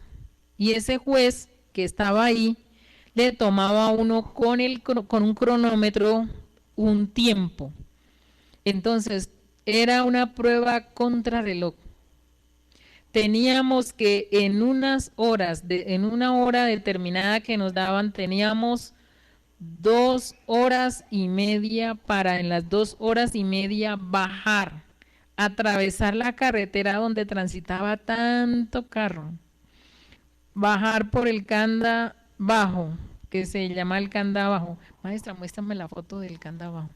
Eso había que bajar por unas escaleritas y llegar aquí, esta casita. Esta es la casita esta es la casita del Candabajo, esta que vamos a ver aquí en la pantalla. Aquí pueden ver al maestro Eliseus y a la maestra Albedo, están ahí en una alberca, cada uno en su lavaderito, juiciosito, recién emposaditos, lavando la ropita. Entonces, teníamos que bajar y pasar, no por allí por donde ellos están, sino por acá, sí, por un ladito que había una carreterita, y descender hasta un potrero bien abajo y atravesar todo ese potrero y luego llegar a donde pasaba un manantial de agua, pero muy delgadito, y ese manantial de agua hacía un pozo. Y ese pozo se llamaba el Gotis. Entonces, la prueba se llamaba la prueba del Gotis. Tomar con las cucharas 2 cucharadas de agua de allí, de la fuente, y salir y venirse a todo lo que más pudiera sin botar el agua, llegar y volver a atravesar la carretera, entrar al Canda y llegar al granel donde estaba la botella de cada quien y echar lo que venía en las 2 cucharas de agua adentro de esa botella, dentro de la botella, echar el agua adentro y iba subiendo ya el nivel. Y eso tenía uno que bajábamos a 1000, corriendo a todo lo que más diera el cuerpo, pero en la avenida teníamos que venir caminando rápido a lo que más pudiéramos, pero ya no era, a uno no le calificaban la llegada, le calificaban la cantidad de agua que llegaba, porque uno era el que se estaba poniendo la meta. Podía ir 10 veces, pero si en las 10 veces solo llegaba media cucharada de agua, quería decir que había subido 5 veces. Entonces eso no era rentable, así como llegar tantas veces y rápido, sino llegar con el agua. Entonces había que hacerlo rápido, porque era contrarreloj. Había que llegar con el agua y cuidadito se tropieza. Y hágale y suba por ahí, por esas piedras. Esa era piedra, era plano, había una colinita, había piedra, habían escaleras, y pararse en la carretera, mirar para los lados que no viniera carro y corra para pasar al otro lado rapidito y poder llegar al granel. Entonces nos ayudaron porque pusieron unos conos de aviso para que la gente, los carros que venían mermaban la velocidad. Entonces cuando lo veían a uno pasando así con las cucharas, los carros paraban, y cuando ya no había gente pasando, pasaban ellos también. Y entonces, bueno, esta fue una porcel de la ayuda, porque pues no hubo accidentes ni hubo cosas así. Y todo el día, el horario que nos correspondía, la hora que nos decía el juez la hora de salida es tal, y le marcaban a uno la hora de salida. Y ya cuando ya pasaba el tiempo, le marcaban la hora de llegada. Entonces, si uno en el tiempo lograba llenar la botella al nivel que correspondía llegar a la medida, o si se pasaba un poquito, pues no había nada, no había ningún problema. Pero si le faltaba, la persona ya se le cumplió el tiempo, le quedaba hasta donde le cumplió el tiempo. Era una prueba contrarreloj. Entonces, empezamos los monjes a hacer eso. Y había un muchacho que estaba como un poquito mal de la cabeza y andaba así como medio loquito. Y él empezó a andar y encontraba al monje que iba así afanado o que de pronto iba lento para que no se le perdiera el agua, y se arrimaba y se le bebía el agua. Ay, entonces, maestro, que es que hay un señor allá que le está perjudicando a los monjes porque se le bebe el agua. Y entonces el maestro empezó a hacer ya los pregones. Entonces uno tenía que ir: cuidaré mi agua, cuidaré mi agua. Ese era el pregón que uno tenía que decir: cuidaré mi agua. Otros decían: cuidaré mi agua para que no la tomen los locos de la tierra. Y corra y hágale, y eso, y el loco a tratar de perseguir a la gente, y todo esto por lo de a tomárseles el agua o a quitarle las cucharas. Bueno, era un loquito. Bueno, de todas formas, igual este personaje sirvió de piedra, tropiezo de algunos y todo eso, pero la gran mayoría completamos la prueba y logramos llenar el 10% de lo que nos habían marcado en la botellita, en la medida que nos habían marcado en la botellita. Entonces, eso teníamos que hacerlo, y hicimos esa prueba a muchos, y algunos pues les quedó faltando medio milímetro para la medida y todo eso. El maestro, con todo el amor de él, le valía. Sí, se la recibía. Claro, se le recibía y le valía. Ajá. Bueno, y todos los que nos sometimos a la prueba, entonces teníamos que pararnos cuando ya terminábamos la prueba a pregonarle a los que venían, y le decíamos: y dirán los jóvenes cuando estén viejos: estuve una vez en el ritual del Gotis del Tíbet de América. Teníamos que decirle esa frase a todos los demás que llegaran. Entonces ya, como entre más que llegábamos, mientras más bastante éramos los que ya íbamos terminando, entonces más el pregón se hacía, y ya eso le daba más ánimo a los que venían, y rápido para terminar la prueba, porque no todos salíamos al mismo tiempo, sino eso era de acuerdo a cómo íbamos pasando frente al maestro. Nos iba diciendo la medida de la sangre que tenía cada uno, y de ahí eso el porcentaje, y eso era lo que íbamos a altargar en agua. Desde allá del Gotis hasta la casa al granel, con 2 cucharas. Esa era una de las pruebas del monje. Y hubieron algunos que no quisieron hacer la prueba y dijeron que ellos querían, pues no deseaban hacer la prueba. Otros, el maestro también miró edades, y de acuerdo ya a los más ancianitos, así avanzados de edad, él no los puso a hacer esa prueba. Entonces ellos pidieron que querían hacer la prueba. Entonces el maestro pidió voluntarios que quisieran ayudar a hacer la prueba por los abuelitos, por los más adultos. Y otros les dijo, los ponía era a pregonar o a ayudar a tañir lines y cosas así, maestro. Esa es una de las pruebas del Gotis. Luego ya viene una prueba también bastante fuerte, que es cuando se hace el lotocosmos y se practica en el lotocosmos las runas para detener la guerra del Golfo Pérsico, porque era una guerra que había estallado ya inminente, una tercera guerra mundial, ya todo el tablero estaba listo y preparado para ya soltar bombas atómicas y acabarse hasta ellos mismos y acabar con todo. Entonces, porque el hecho no era que solamente ellos iban a atacar y ya se iban a morir ellos y listo, no. Era que si activaban eso, acababan con la raza humana, destruían la tierra. y entonces ya la ambición no le servía para nada, porque no quedaban gobernando a nadie, porque no quedaba ni quien gobernara ni a quién gobernar, porque iban a destruir toda la tierra. Entonces el maestro Kelly empezó a laborar en pro de la vida de la raza humana y inició un traalto ahí en el Lotocosmo de runas. Allá han oído a los que han hablado de cómo se eran las runas. Había que hacer runa madre, runa padre, runa dragónica, runa dimón, y había que pasar por todos los pétalos. Luego había que pasar también pruebas de fonética, en la cual había que decir un pregón también, un pregón que había que decir que era para, lo decían las personas que iban a pasar allá. Bueno, me acuerdo de una porcel de uno que decía: ya hoy me llama mi real ser, y por este llamado sabré quién soy. Tendré el pan de la vida, que son la lluvia del agua de las almas. Ayudaré a que otros lleguen y las beban. Así, entonces había que decir ese pregón. Bueno, y entonces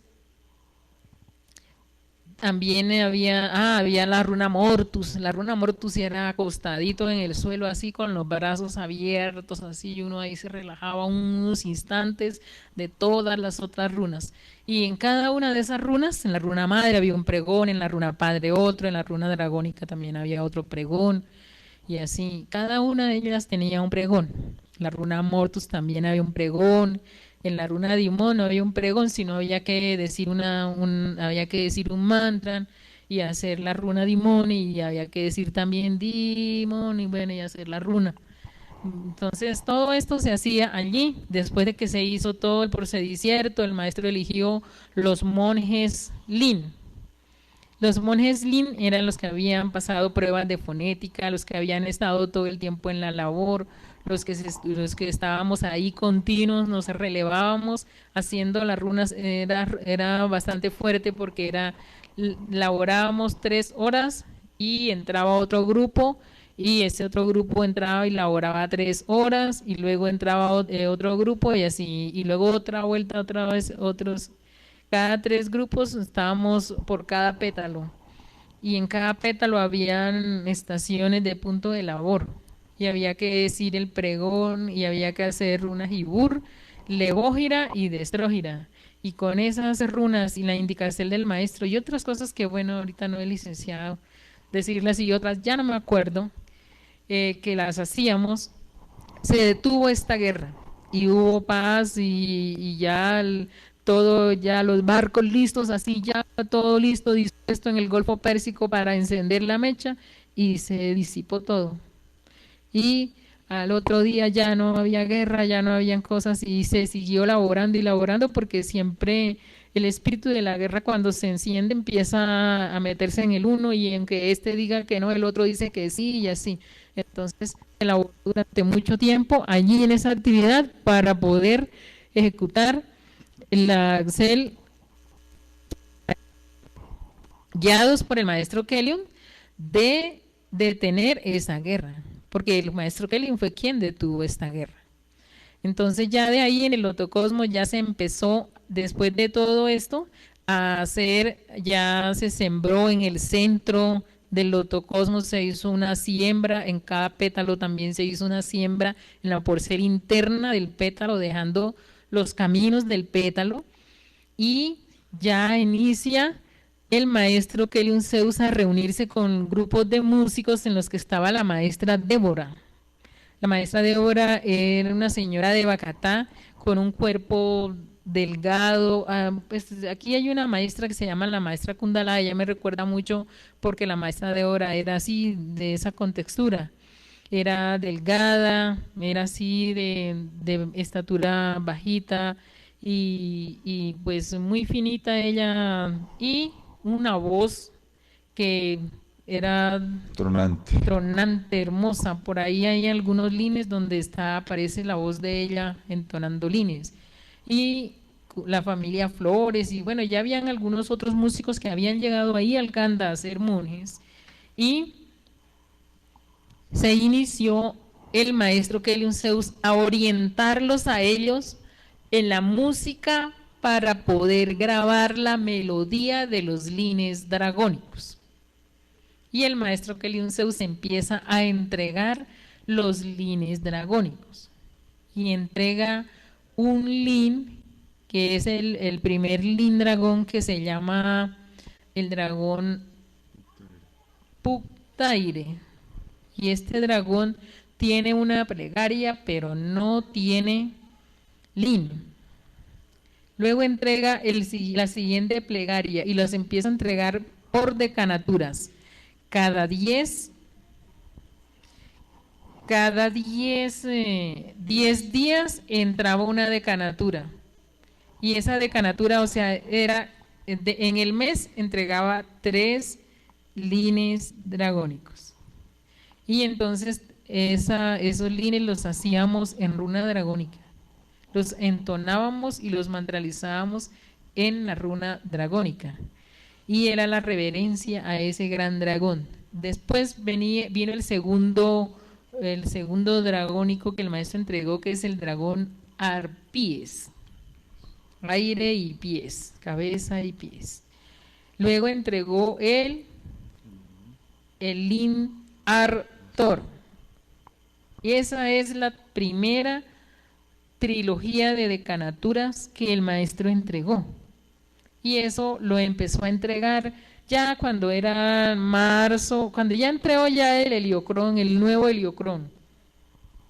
Ya ahí el maestro nos había dicho que el Heliocrón esotérico iniciaba el primer día era el 23 de marzo, y que el Cristo había nacido el 18 de abril al alba. Entonces esas fechas ya para nos quedaron claras, establecidas y a cumplirlas. Entonces ahí el maestro inicia la entrega de esa decanatura inicial, de esos 3, esa trilogía. Luego empieza la otra, siguen los otros dragónicos. Cada uno va de acuerdo a una porcel del cuerpo. Está Puxilver, está los otros que siguen, Taomilwer, está ya los últimos de la trilogía son Basen Puxil, Hembranous y Torgen. Ahí son los 3 últimos, pero intermedio de esos está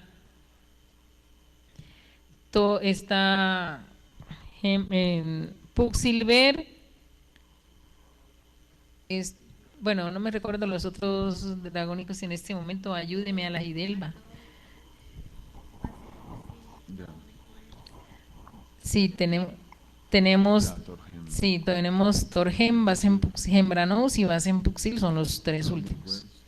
Tenemos Taomilwer, Artor, Puxilver, bueno, todos estos lines Homogentauro, que es vibra en la clavícula, en esta zona. Entonces, toda esta conformación era como si el maestro estuviera describiendo a una persona, porque cada uno vibraba en cada porcel. Artor es en los oídos, por eso dice oíd, oído. Entonces en los oídos, luego viene el otro que rige en la garganta, luego viene el que rige aquí en la clavícula, luego ya viene Hembranous, que es en los brazos, Basen Puxil en los pulmones. Entonces si nosotros miramos, van conformándose cada uno de estos dragónicos, va conformando como si fuera una base de la creación, un templo, un hombre. Bueno, después de que se hacen estos lines dragónicos y todo esto, que todos los días vamos y entonamos y todo esto, también habían mientras tanto otros eventos que iban sucediendo allí. Por ejemplo, el alicierto durante la época rúnica no era ya un sancocho, unas papas y una sopa y un arroz, nada de esas cosas. El alicierto era clorofila, en jugo de caña. Y la clorofila era de arcolanda y de linaza. Y con eso nosotros tomábamos eso y eso era como si tomáramos un reconstituyente fuerte y potente. Quedábamos de una vez listo para la siguiente tanda de runa que viniera sin cansancio, y éramos incansables. Nosotros, no había alguien que desfalleciera y dijera, ya no puedo más, yo hasta aquí llegué. No, ninguno. Todos siempre estábamos allí, no porque el cuerpo de uno y la voluntad de uno le dijera, tú tienes que seguir.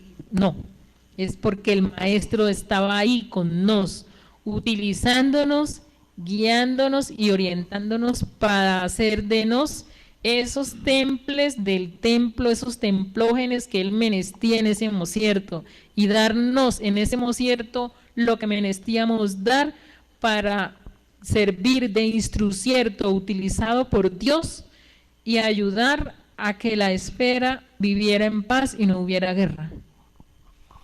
Bueno, hermosos conciertos históricos de este pueblo de Dios. Bien, se nos va terminando el tiempo del día de hoy. No quisiera terminar este probó, venerable Chirledu, sin, bueno, hacerle una preguntita. Por esa época, por el 1791, 90-91, el maestro, entre los más de 300 atentados que ha tenido contra su vida en todas las formas, un dato que él mismo nos dio, tuvo un atentado, uno de los atentados más terribles, por así decirlo, maestra.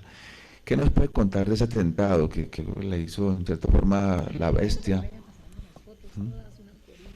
Cuéntenos un poquito de ese atentado, ya como para terminar. Yo creo que esas fotos podemos terminarlas de ver el martes entrante, mediante. Terminemos el probó de este maestra con esta. Uy, ahí está Chirletu, vea, estaba joven. Ya, pero este es otro lado, ya cambié lo que es. Bueno, la Chirletu. Pase colores aquí, está muy bien. Bueno, cuéntanos un poquito de atentado, maestro, porque es una fecha terrible, pero pues es el paso, ¿no? El paso de los enviados de Dios, y una época que es de recordar tantos intentos de la bestia por desencarnar los maestros. Bueno, lo que sucede es que Satán siempre ahí persiguiendo a los enviados de Dios, el tipo incansable, sin querer perder la oportunidad, siempre estaba al acecho. Entonces, esto que les voy a decir, pues son cosas bastante fuertes, ¿sí? Bueno, el maestro, cuando ya llegamos a El Canda, por esos días nos había mandado a hacer unas eras y unas siembras, y entonces sembraron en medio de una era que hizo la maestra Afrodita. Alguien hizo un hueco para poner algo ahí, y resulta que la maestra ya había hecho la era y ya le había sembrado las semillitas. Entonces el maestro nos mandó, entonces la maestra le dijo, maestro, mire que me hicieron esto y esto, y a la maestra toda triste y angustiada por las semillas que se le habían perdido. El que hizo el hueco no tuvo en cuenta de que si menestía hacer un hueco, aunque fuera liberar las semillas o algo. Entonces que ella, diciéndole al maestro con su angustia de que las semillas se les habían dañado ahí y ya estaban ya naciendo, que cómo habían de hacer eso y todo. Entonces el que hizo el hueco empezó a alegar y a justificar sus cosas, y entonces el maestro le dice a la maestra que eso, para que no haya más problemas con eso, entonces hay que hacer la era y hay que cercarla bien. Y además de eso, ahora todas las evas del templo, por no ayudar a cuidar la era, íbamos a las eras y vamos a hacer un proceso. Así el maestro todo serio dijo, van para un proceso, y nosotras, uy, ¿ahora qué nos tocará hacer? ¿Quién sabe qué nos van a poner? Y le dijo, y el proceso de sus mercedes es sembrar pensaciertos o sembrar pensamientos. Son unas florecitas que se llaman así, pensamientos. Entonces nosotras, ay, ya bueno, qué bonito, que el proceso pues era de sembrar flores, pues qué proceso más lindo. y más aromático, aromático, con puros aromas y flores. Entonces dijo, y todas las flores son un pensamiento, porque en las flores está la madre Maya, que es la ilusión, y bueno, eso nos habló lindo. Y nos fuimos a buscar flores por todo lado, como han visto, ahí hay algunas fotos que han mostrado donde está la maestra Afrodita con algunas flores y todo eso. Entonces, este que vemos ahí, un árbol florevido, pero que parecía que el sol se había detenido en el arbolito. Y entonces ahí está la maestra con las niñas, ahí lo están viendo en este concierto. Y ya se terminó lo de la labor de las flores y todo esto. Entonces allá había en la casa principal había una cocina chiquita. Y entonces decidieron que en esa cocina prepararle jugos a las niñas, prepararle alicierto a los maestros, un poquito diferente del alicierto que se daba en la cocina general. Pero muchas veces los maestros estábamos ahí haciendo la fila para el alicierto y cuando mirábamos hacia atrás estaba el maestro en la fila o estaba el maestro Samael en la fila con el homenaje y ellos hacían la fila y iban y comían en la comida, en la cocina general. Y entonces, de todas formas, había un grupo que preparaba alicierto allí en ese lugar. Y les tenía algo especial para ellos, diferente, de pronto una frutica más o alguna cosita asadita, distinta. Bueno, entonces, un día, una de las Evas preparó el intipán del maestro y llevaba el intipán del maestro y alguien le dijo, mira, necesito tal y tal cosa, y ella se fue a conseguirle lo que la persona necesitaba y descuidó el alicierto del maestro. Y luego agarró el alicierto y se lo llevó a donde estaba el maestro. Y el maestro estaba atendiendo algunas cosas.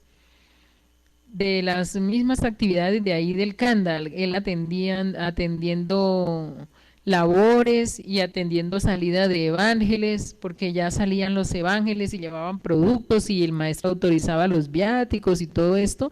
Entonces, estaba el maestro en esa actividad y le llevaron el intipán y el maestro agarró una jarra, eso era una jarra de vidrio así larguita, cogió la jarra y empezó a tomar el jugo. Cuando él empezó a tomar así el jugo, él de pronto soltó la jarra y la jarra cayó al piso y el maestro también cayó al piso para el lado contrario de la jarra. Y el maestro empezó, eso fue bastante impactante porque nunca lo habíamos visto una situación así. Era la primera vez que nosotros veíamos algo así ver al maestro en el piso retorciéndose de dolor, que le dolía, que le quemaba el esófago, el estómago, se quemaba así, él sentía que como que se quemaba así por dentro y él empezó a dar vueltas en el piso y a gritar y a quejarse de que le dolía. Y entonces el maestro Samael estaba ya con unos laboradores en un taller en el Canda Bajo.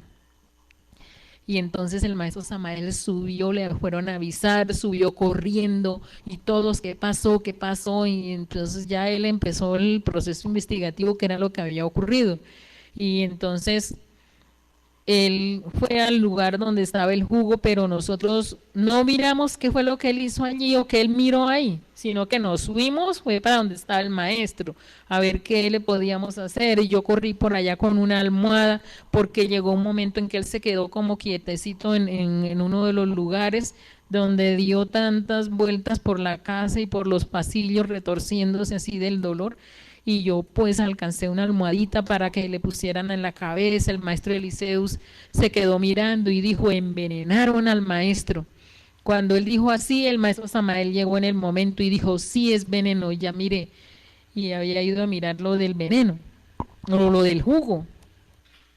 Venía de la zona donde el maestro había caído con lo del jugo. Y entonces eso se presentó allí una situación bastante confusa y la gente corría y el uno llamaba y gritaba.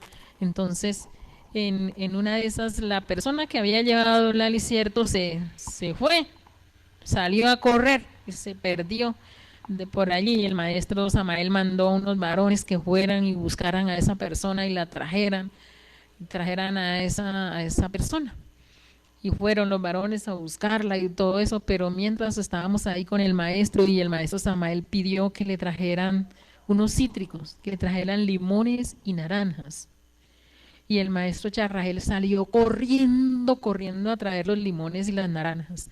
Pero en un momento determinado el maestro, en medio del dolor y de la angustia, él oyó lo de los limones y las naranjas y él como pudo así hizo esfuerzos y se levantó y le dijo al maestro, se sentó así y le dijo al maestro Samael con la mano, le hacía señas que no, que se detuviera, que no fuera a hacer nada, que esa persona que había salido huyendo no era culpable en forma directa, había sido utilizado, esa persona lo habían utilizado para que hiciera eso, sin que la persona supiera.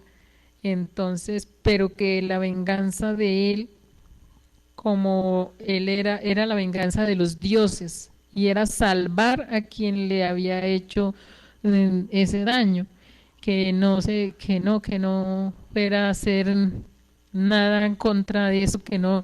Y ya Charragel venía así, ya faltaban 2 metros para el maestro Charragel llegar donde el maestro Samael, y el maestro con la mano le gritaba no, entonces el maestro Charragel se detuvo. Ya una vez que el maestro Charragel se detuvo, pues ya no llegó a la mano del maestro Samael, ya no llegó a la mano, ya no llegó a la mano del maestro pues los cítricos. Y entonces ya después de que pasó todo esto, el maestro la maestra le trajo unos zumos, unas cosas, y el maestro unas medicinas que el mismo maestro Samael ordenó que le trajeran al maestro. Ya empezaron a hacerle todo el procedimiento de aliviarlo. Entonces él ya empezó a irse como adaptando a que ya había mermado ya el dolor un poco y ya estaba como más estabilizadito, está más estable. Entonces, allí el maestro Eliseus le preguntó al maestro Samael que para qué eran la naranja y los limones. Y entonces ahí ya el maestro Samael habló, dijo que había que eso no, esas cosas no debían continuar haciéndose así, y que había que hacer lo que hacía en otros tiempos otros magos, y era pasar el veneno del que estaba en el cuerpo de la persona, pasarlo a quien lo había provocado, que eso se hacía así con otros procedimientos que él conocía con los cítricos, pero pues ya por orden del maestro no iban a hacer esa situación, porque de pronto la otra persona no resistía eso que le iba a suceder y pues no. Entonces ya dejaron ahí el tema y tocó ya con todos los cuidados máximos, ahí se pusieron las cosas muy estrictas, ya se empezó a poner, ya se hizo desinfectar la cocina, sacar absolutamente todo, ahí habían unos saliciertos, hubo que enterrarlos y hacer una cantidad de cosas para poder sobrellevar y sobrepasar esa situación y que no quedara residuos de lo que le hubiesen echado ahí al maestro en la cocina, correr algún riesgo los demás o algo así. Entonces fue una de las primeras cosas que ocurrieron en el Kanda así graves contra el maestro, y que lo vimos y lo vivimos todos los que estábamos en ese mosierto allí en el Kanda. Bien, cosas duras que han atravesado los enviados de Dios. Bien, venerable Chirletu, gratísimas. Vamos con un reporte con Tonilla para dar final al Provoz. Por favor, venerable Alajidelba.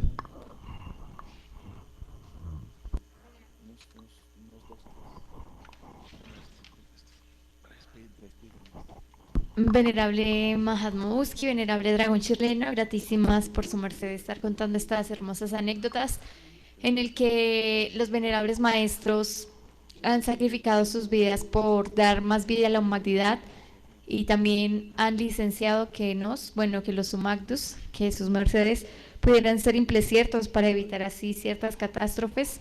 Y bueno, muy bonito, muy especial. Y vamos por aquí, por el chat de YouTube, a leer algunos reportes que han llegado. Dice Mónica Ávila: buen día, venerables seres, que bendice el poder escucharles expresarse con tanto amor y sabiduría.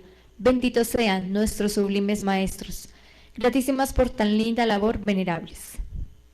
Bueno, gratísimas también a su merced, venerable Eva. Y también continúan diciendo por aquí, el venerable Ser Granapa. Muy interesante el probos y la técnica de siembra, gratísimas.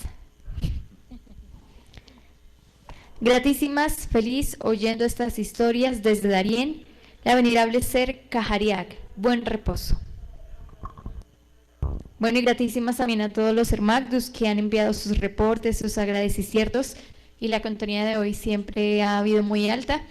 Gratísimas a sus mercedes y que Dios los bendiga hoy siempre. Y siempre les invitamos para que estén atentos de las emisoras, de las programaciones. Y en este Probos Prohibido Olvidar, les invitamos para la próxima semana, para que estén muy atentos, recordando y viajando por el tiempo, con estas hermosas anécdotas de las vivencias de nuestros venerables maestros, el origen de esta gran doctrina. Bueno, y por este hoy pues ya el tiempo se ha concluido. Nos vamos despidiendo y que sus mercedes tengan un excelente reposo. Gratísimas a los venerables maestros y siempre estamos tratando por expartir esta doctrina con mucho amor para honrarles. Venerable Uski y venerable Dragón Chirleno. Bueno, oyentes y quienes han hecho sus reportes, les mando un saludo especial, un abrazo desde aquí, desde el Gran Templo Vegetal Sacro Aquarius. Gratísimas por estar en la contonía, por estar oyendo, por estar atentos a lo que aquí estamos contándoles de los sucesos que vimos y vivimos, y que estuvimos allí con el venerable maestro, viendo cómo él entrega se entrega en su totalidad a salvar la humanidad, se entrega en su totalidad a ayudar a las humanidades, se entrega en su totalidad a que sean detenidas las guerras, que haya paz en el mundo, a que no somos criaturas perfectas, que no somos seres por allá grandes ni nada de eso, seamos utilizados por ellos como instruciertos para poder que se lleve a cabo la voluntad de Dios sobre la esfera. Y también pues obviamente uno ahí aprende muchas de las cosas que ellos nos van dejando, nos van enseñando, y con el tiempo poder traerles a vuestras mercedes todos estos recuerdos, poder traerles a vuestras mercedes todas estas cosas que es la vida de nuestros guías de instante en instante. Tenemos para la próxima semana, están invitados para contarles, aquí hay algunas de los ejercicios del maestro Samael, cómo hacía algunos acrógesis y algunos hombres colgados por ahí de los brazos tratando de doblarle los brazos y nada, no pudieron. Y entonces todo eso también se los tenemos para la siguiente semana, Mahanmauski, porque ya de aquí del Kanda ya salimos a hacer varias giras también y se vuelve otra vez al Kanda y así sucesivamente, Mahanmauski. Así es, Dragón Chirleno, son 34 lucrones al lado de los maestros. Hay mucho por contar en este paso de los venerables enviados maestros, enviados de Dios. Un sacrificio por libertad, por ayudar a esta humanidad, por, como le decía Chirleno, de tener tantas catástrofes, siempre para que el tiempo sea más y los que ya seamos mejores y que lleguen más. Y que esta obra se pueda difundir por toda la esfera. Por eso, hermano que nos oye, ayúdanos a difundir estos provoces, a difundir esta palabra salvadora, a difundir esta doctrina, porque hay seres que están esperando que les sea entregado este mensaje. Es todo por hoy. Les damos gratísimas, venerable Chirleno, venerable Alejiel, gratísimas, venerables seres que nos acompañan todos los martes. Y nos vemos en una próxima ocasión y prohibido olvidar. Hasta una próxima. Hasta una próxima, Mahanmauski, y todos los que están en la contonía, gratísimas por vuestra atención.